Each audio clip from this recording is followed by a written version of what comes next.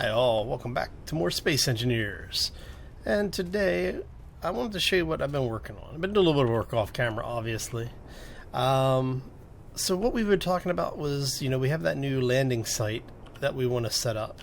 Well, in order to get all of our supplies over there, I need a ship big enough to haul everything that we're going to need to get started. So what I've done is I've started building out the framework for for the lack of a better term, a moving truck. So what we're planning on doing is, as you can see, this thing, well, you may not be able to see actually, it's just a whole lot of wiring in here. So what we have is 4 large cargo containers at the center of this. We have a framework that was built around that with the landing gear, so that we can obviously support our weight when we get over there. We've got 6 large thrusters planned for providing lift, 2 providing thrust, and 2 providing retrograde thrust. And then we've got a couple of small thrusters for descent control. Basically, it's just to help push us down towards the ground, because we've got so many thrusters that the natural buoyancy of them is going to be a little bit difficult to fight against otherwise. So the last thing we have for maneuvering is we have 2 small thrusters for both port and starboard directional thrusts. So that's our lateral control, basically. Now, the ship itself, I'm using a couple of the mod blocks that are in the game that we put in. The first one is the interior conduits. So basically, this is a conduit block that is inside the interior block. So the floor panel, you see them used for floor panels and ceiling panels a lot. And sometimes wall panels as well. But basically, this allows you to have your conveyor system within the superstructure of your build. So it's nice, it's a very convenient thing. Especially if you don't have a lot of room and you're trying to keep everything somewhat organized. And let's be, fairly realistic here. If you were building something like this in the real world, well, first off, you probably wouldn't ever be building something like this in the real world. But if you were, you were probably going to have most of your supply lines and conduits inside the walls. And that's what this does, is this allows you to put your conduit system out of sight. Now, we do have a couple of conveyor blocks like this right here that tie into the supply boxes down below, those cargo crates. Now, the reason I did that is so that I can end up putting a connector or something else up here, maybe even a small cargo box, so that I can get access into the supplies in case I need them. But more importantly, I'm planning on making this a sealed unit. So we will actually have an atmosphere in the ship. How well this works has yet to be seen, but we'll take a look. You never know.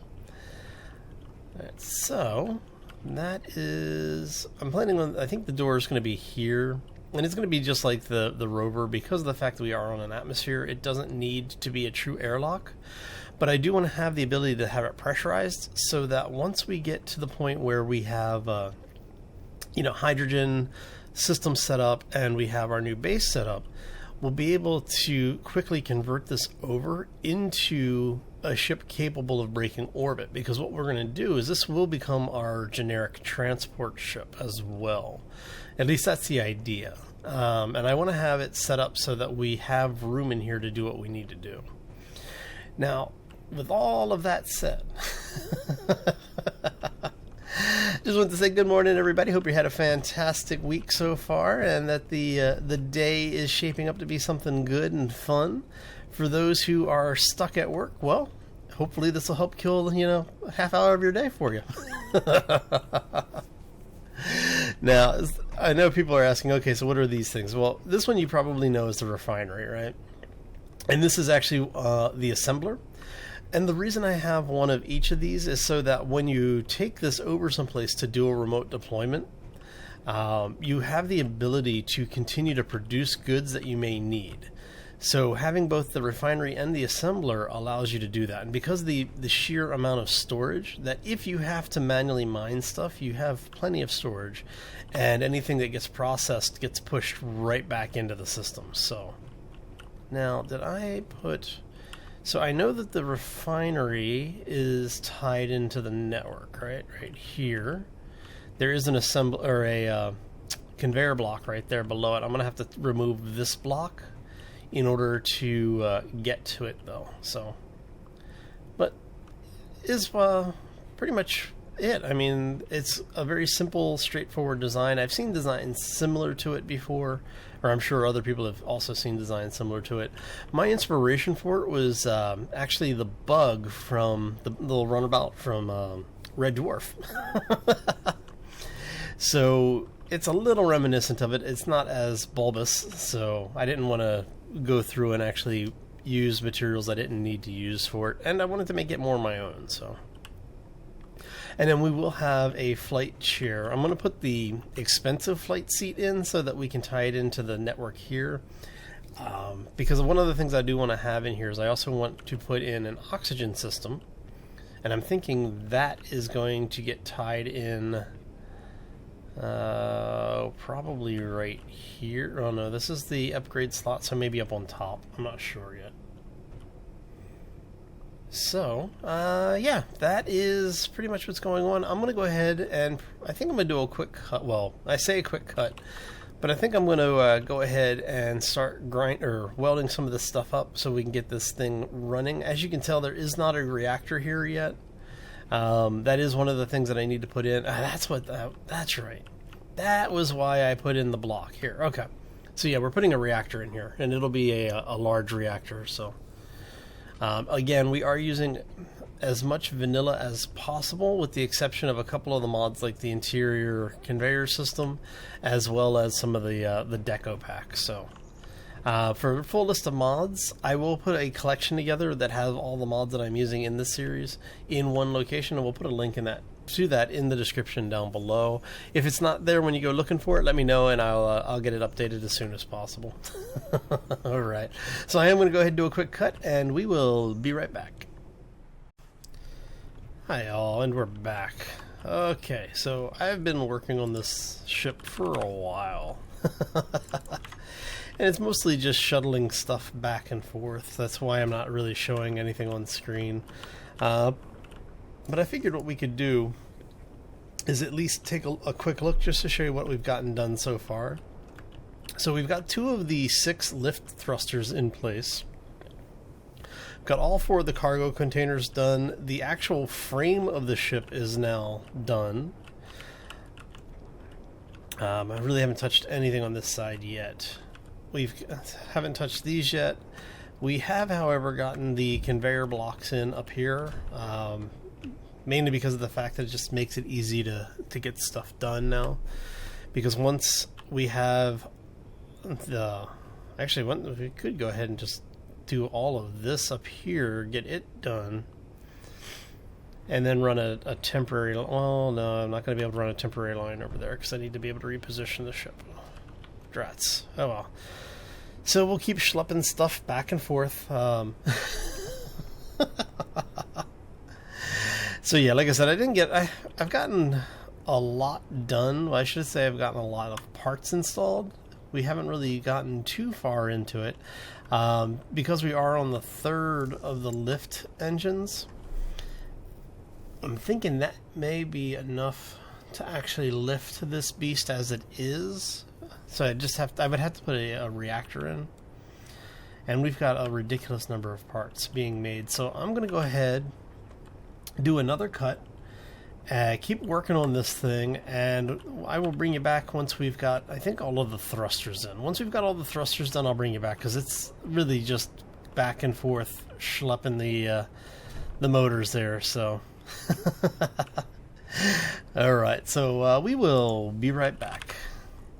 Yay, another 113 motors. Hi all, and we're back. So, what I've done, as you can see, we are halfway through yet another day. I've been working on this thing pretty much non-stop for a couple of hours, real world. So as you can see, we've got all of the thrusters on this side. We have our lateral thrusters on the back. I already saw that the frame and everything was already put in. We've got the cargo system in. We've actually put a large reactor in, a couple of gyros, the refinery, and the assembler. Now, we haven't finished all of the, well, any of the engines on this side. But we have done 3 of the 4 landing gear, and we're about to finish the 4th landing gear, so I figured I'd bring you back for it, just because usually when you're finishing these things, they tend to break. So I figured this way you at least get to see it happen if it does. And here we go. So I did go ahead and power up the ship because I wanted to make sure that if we had some problems, like I said, that it's not unheard of for the landing gear to break contact when you're welding things. So I wanted to make sure that we would have it set up so that if it did lose contact, that hopefully would be able to hold itself up. We're not sure if this is going to be true yet or not, so what we're going to do is let's go ahead and get in here really quick and have this set that up. We're going to toggle that. We'll have it set to switch the lock.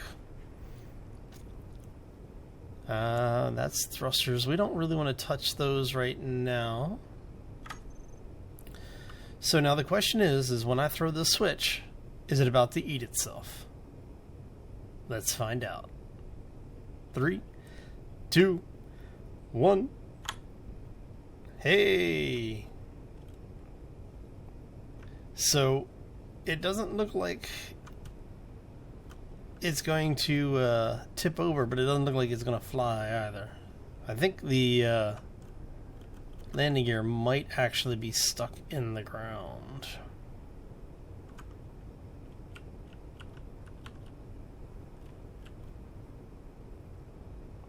You see how it's not moving at all? So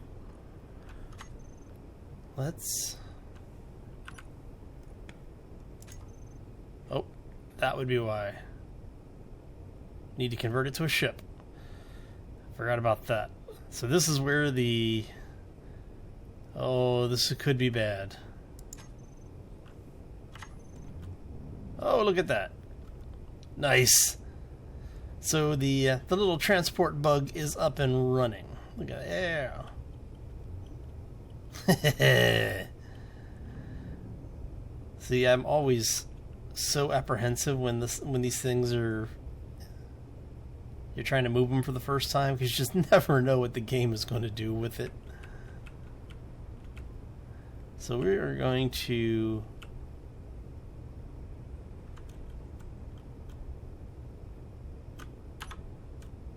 You guys need to stop locking. Alright.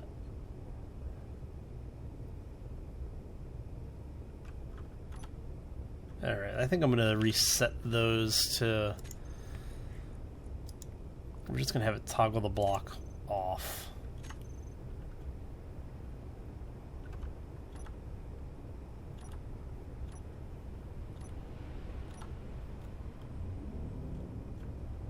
And we'll have to get in there and reset them manually, but... So yes, the ship is airborne. It is working. This is a good thing. So now I just have to do a couple 100 runs with putting putting motors into the thrusters on this side, so that when everything is fully loaded, we'll be able to move this thing around. And what I may end up doing is replacing the lateral thrusters that we have with large atmospheric thrusters. Because like I said, for the downward motion, it's, you know, the small atmospheric thrusters work fine. But for that lateral, it may not be enough thrust to get me where I want to go. Yes, and I know that sounds dirty. Anyway, so let's go ahead and 2 gyros is may not be enough. I may need to go back and put a couple more gyros on this thing, but she's at least handling well, so doesn't need to be a fighter. She's just a transport, so it is a functional ship, and that's what's important at this point.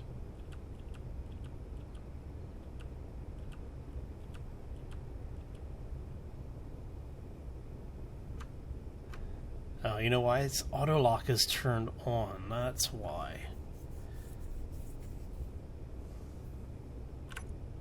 Alright, so she works. We have successfully moved her around. This is a good thing. So we have a working transport at this point. So now what I need to do is I need to wire in.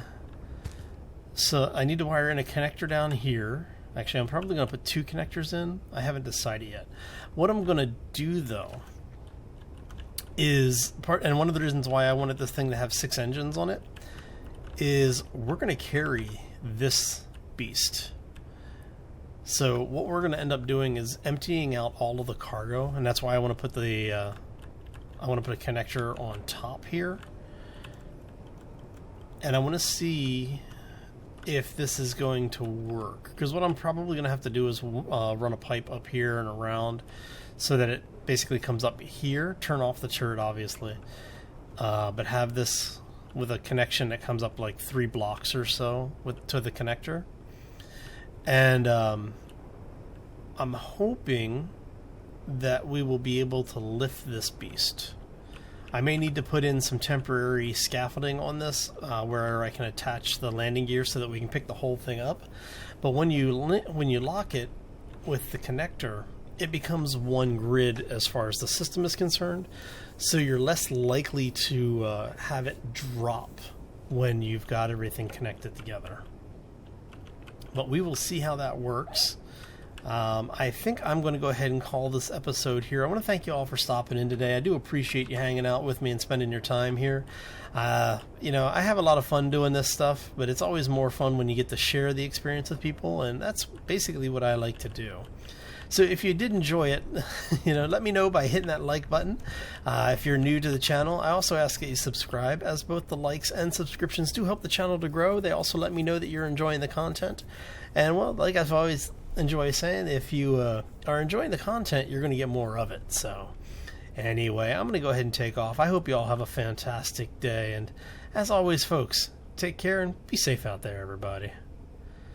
Oh, I am not looking forward to another 120 trips of carrying motors. Oh, well.